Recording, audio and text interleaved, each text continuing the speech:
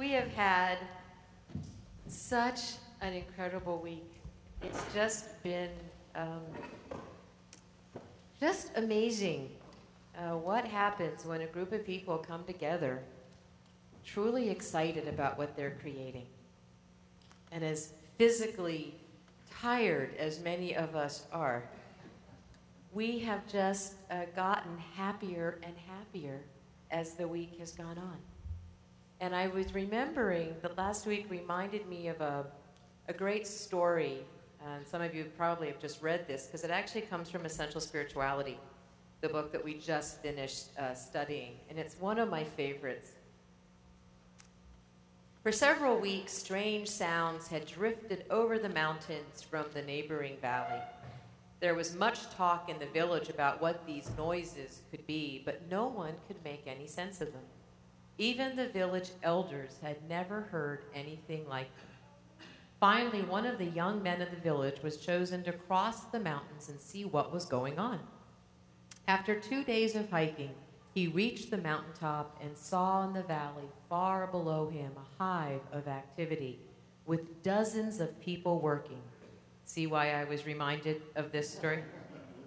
As he drew close, he saw a line of people, each with a huge stone in front of them that they were hammering and chiseling.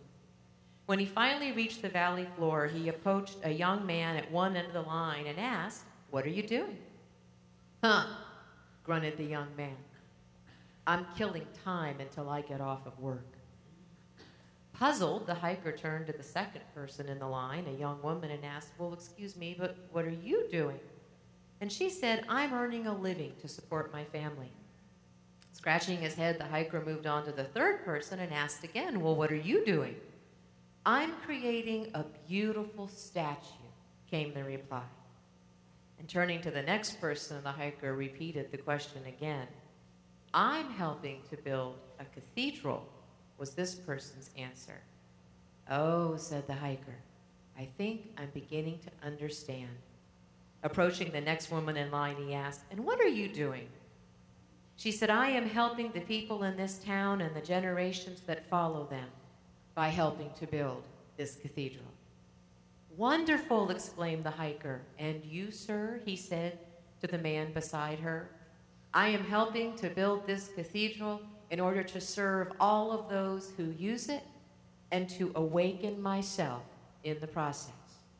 I am seeking my salvation through service to others." And finally, the hiker turned to the last stone worker, an old, lively person whose eyes twinkled and whose mouth formed a perpetual smile. "And what are you doing?" he asked. "Me?" smiled the elder.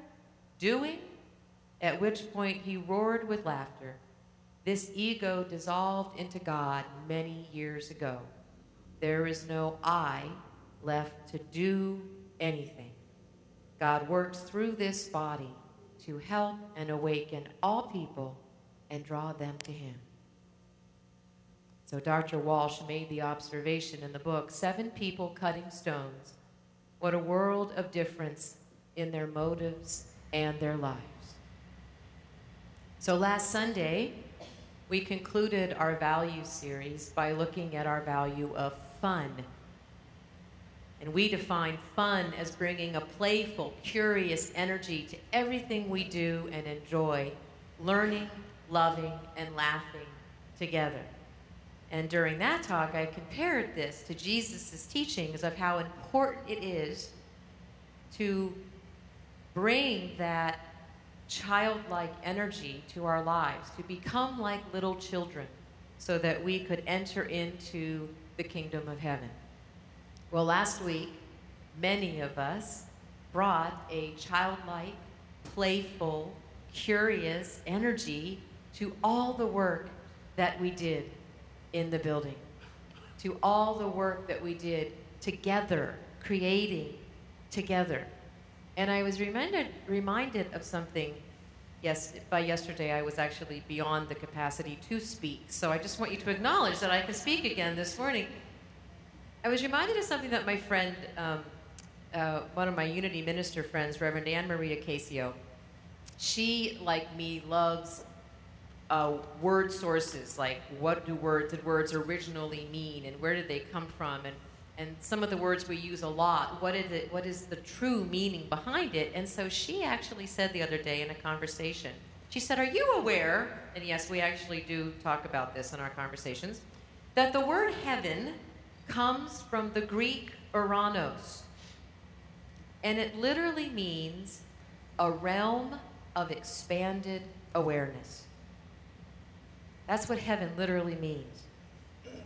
So how cool is it, and here's the paradox, that in order to enter into the realm of expanded awareness, now wouldn't we see that as being, very enlightened and very mature and very kind of lofty? But no. In order to enter the realm of expanded awareness, we have to become like little children. We have to develop beginner's mind. We have to let go of everything that we ever thought we knew and become like children to create the possibility, the potential of living all the time in the realm of expanded awareness, to live, to create and live in what Jesus called the kingdom of heaven. That's what it means to live our vision. Our vision as one world, one with spirit. We create a global community centered in peace, love, and joy. We are, in our vision, essentially saying that we want to create the kingdom of heaven right here. We want to live in that realm of expanded awareness all the time. We want to live in peace, love, and joy all the time. And the good news is, as Lino was saying, is it gets to be fun to do that. We get to become childlike and gleeful and playful. We had so much fun last week. I mean, Gay's giggling because we were joking with each other and teasing each other and telling jokes I can't tell on Sundays with each other and just having fun. And yet there was such an energy of peace, love, and joy in everything that we were doing together. And I got to about Thursday and I went, oh my God, we're living our vision right now. As we do this work, we are living our vision right now. One with spirit, having an understanding that we are spiritual beings, having an incredibly human experience. We are right now already creating that global community. Do you know how many people have written to me from around the country that I have served in my capacity as Director of Peacemaking for years and years, saying, we're following your progress on Facebook. Nice painting, cute jeans. Seriously. And you know what I love about that is that was one of Annette's visions, was that our Facebook presence would be the first step to creating global community. Who knew how many people would be engaged by the pictures of our renovations as we create this global community? We had so many conversations, because it wasn't just work. Well, yeah, it was, but okay. We did occasionally stop over a cup of coffee and have conversations. And some of the conversations were about picturing the people who are going to walk into that building, picturing the people that we are going to be serving, who will walk through those doors and really feel what unconditional love and acceptance feels like. Because we were modeling it last week. We didn't get grumpy. We didn't get cranky. We loved one another through all the dirt, through all the decisions, through all the fatigue. We saw every youth room that we were painting, we were visualizing the children in those rooms. And we were seeing that our children in those beautiful coral seafoam and sky blue rooms are going to be learning the minute they walk through those doors that they are worthy and that they are loved just the way they are. That's what we were thinking as we were painting those rooms. We saw the adult classroom filled with adults learning and having just as much fun in their classes as we were having creating the space. We saw our gorgeous foyer. Oh, thank God for Lloyd and beautiful tile. We saw people walking into that foyer and going, wow, it feels so good in here. We visualized through all the disorder and the chaos and the dust, the building filled with people. And we realized that for all of the work, all we're really creating over there is the container.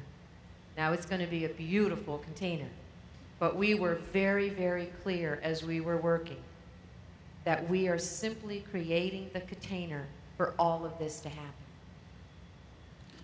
And we have approached every aspect of this project with that knowing and with that childlike trusting energy, because we have stepped out in faith, people, on this project.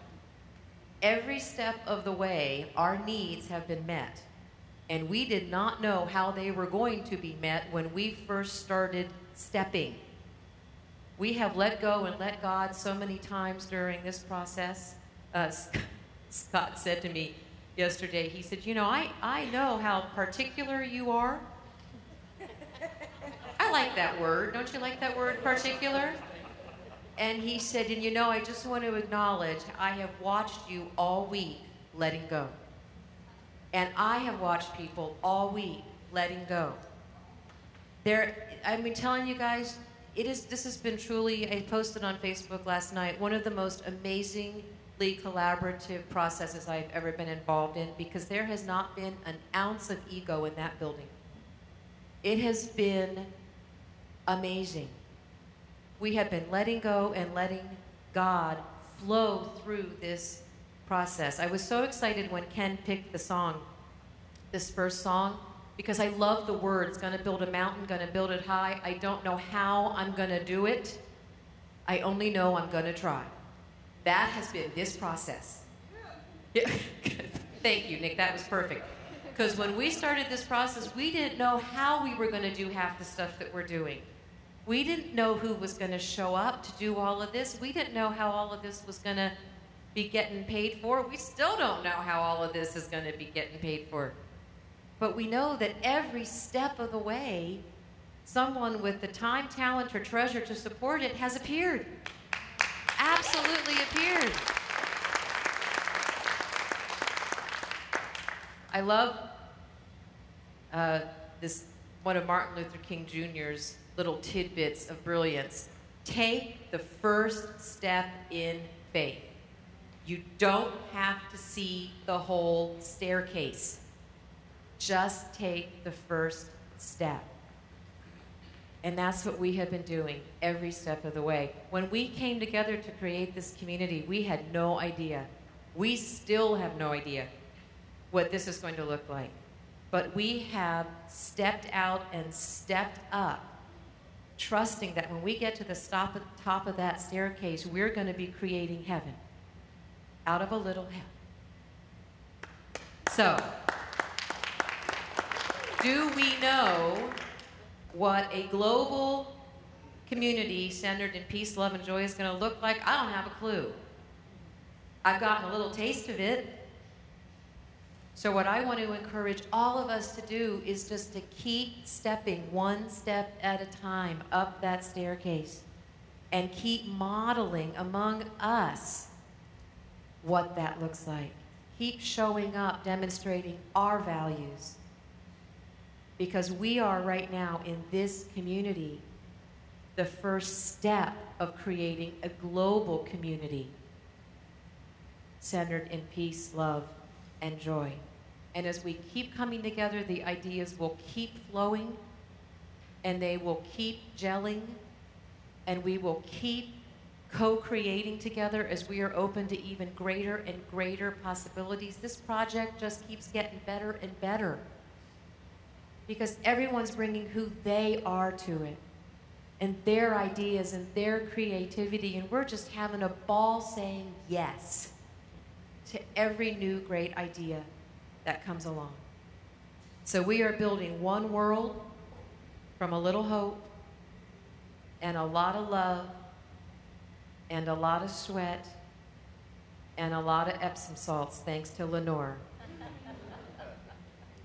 The global community we are seeking to create is starting right here with us as we individually and communally celebrate our one heart and the many, many paths that have brought each of us to this room. That's how our vision is coming true, one step at a time, getting us up to the top of that staircase, not knowing how we're going to do it or what it's going to look like when we get there. And that is part of the fun.